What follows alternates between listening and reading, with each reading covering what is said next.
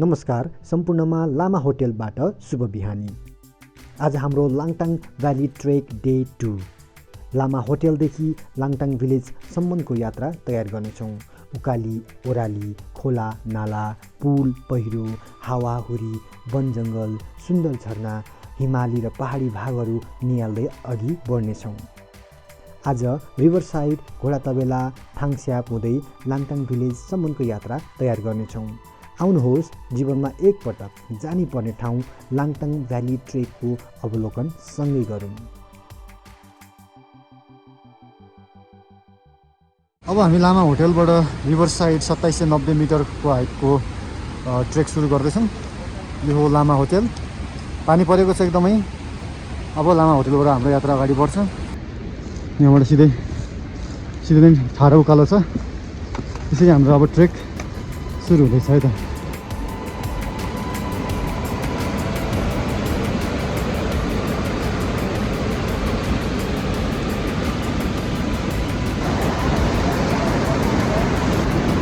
यो देखिरहेको दृश्य चाहिँ अब हामी लामा होटेलबाट अगाडि बढेपछि पहिलो सानो पुलतरी, काठको पुलतरी अगाडि बढ्नुपर्ने हुन्छ। यहाँबाट देखिन्छ सानो, यसलाई खोला भनौँ कि झरना भनौँ कि के भनौँ। अनि तल गएर लाङटाङ खोला निस्केर चाहिँ लाङटाङ खोला यसरी बग्छ। पारी देख्न सकिन्छ, पारीबाट पनि झरना, ठुलो झरना। सो यो ट्रेकको मजा चाहिँ एउटा झर्नाको मजा भन्न सकिन्छ। झर्ना जताको पनि झर्नै, किनकि त्यहाँ पानी परेको कारणले पनि एक हिसाबले त गाह्रो छ पानी पर्दाखेरि ट्रेक गर्नु। तर जुन दृश्यहरू हामी देख्छौँ त्यो चाहिँ अब बिरलै देखिन्छ यस्तो दृश्यहरू, होइन? ल यसरी हामी अगाडि बढ्छौँ।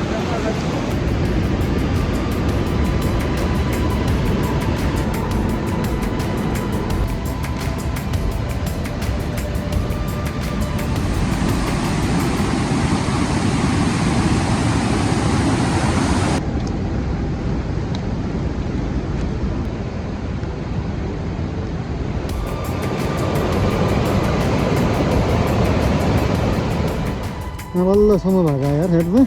यहाँ हामी कहाँ जाँदैछौँ सुशील? कहाँ जाँदैछौँ अरे? हामी चाहिँ रिभर साइडबाट अब रिभर साइडमा खाजा खाएर अब हामी चाहिँ घोडाघोडीतिर अगाडि घोडा तबेला के भन्नुहोस्? घोडा तबेला, सरी घोडाघोडी होइन, घोडा तबेला। रिभर साइडमा खाजा खाएर हामी घोडा तबेलातिर लागिरहेका छौँ होइन। अब एउटा ठाडो उकालो क्रस गरिसकेपछि हल्का चौतारी जस्तो आयो। त्यो देख्दाखेरि पनि एकदम खुसी लाग्ने कि है, पानी परिरहेछ। तर जो त्यो लाङटाङ खोलाको त्यो आवाज छ नि जुन, त्यसले चाहिँ एकदमै मजा दिइरहेछ कि है। अनि टक्क भ्यू हेऱ्यो सट्ट होइन, माथिबाट बगिरहेको झरना, ठुल्ठुला चट्टान, डाँडा काँडा होइन। तर बादलले गर्दा अलि हाम्रो परको भ्यूहरू चाहिँ राम्रो देख्न सकिएन।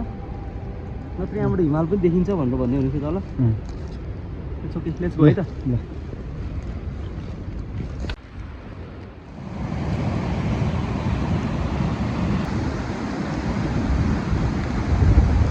फाइनल्ली हामी घोडा तबेला आइपुगेका छौँ।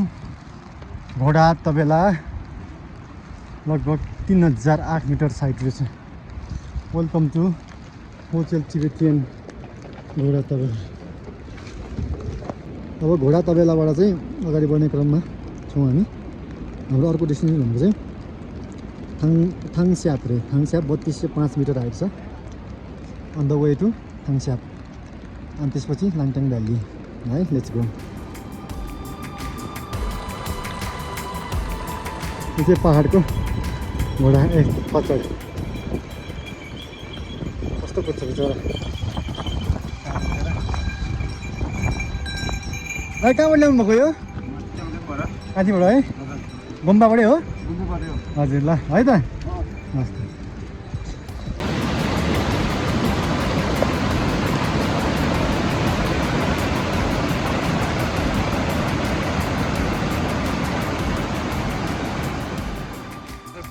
From Ghoda Tabela, we have reached to Thangshyap, 3205 meter. Now our next target is to reach Langtang 3420 meters height. It's very hard. यहाँ देखिने दृश्यहरूले मनमोहक त बनाउँछ, तर पहाड यस्तो पहाड छ कि झर्नै जस्तो पहाडको चित्रिहाल्छ। तर झर्ना जाँदै झर्ना क्या, यो चाहिँ मोस्ट इम्पोर्टेन्ट रमाइलो पार्ट हो क्या हाम्रो है। यो काहीँ झर्ना हो, यो माथि झर्ना यी यो माथि हुँ परेछ होइन, यता चाहिँ झर्ना यहाँ पनि झर्ना छु, सानो झर्ना झर्ना क्या वरिपरि जाउँ। अगाडि बढ्दै गर्दाखेरि हावाले हानेर हिँड्नु नसक्ने अवस्था छ। अगाडि बढ्दै गर्दाखेरि हावा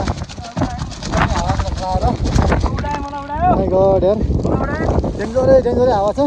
वरिपरि चाहिँ फेरि लोभलाग्दो झर्ना बाहेक केही देखेन। एउटा झर्ना उपर झर्ना छोड्दा उपर सानो झर्ना देखिन्छ, यहाँ माथि झर्ना यता झर्ना म्यान ओभर लाग्छ झर्ना उपर।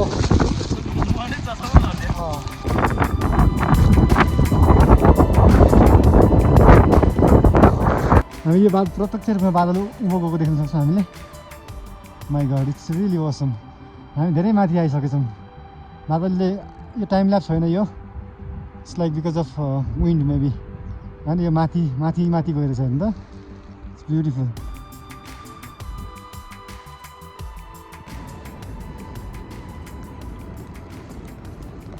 यो हामीले देखिरहेको दृश्य चाहिँ 2015मा डिभास्टेटिङ अर्थक्वेकले गर्दाखेरि 100औं मान्छेहरू मरेको ठाउँ हो यो।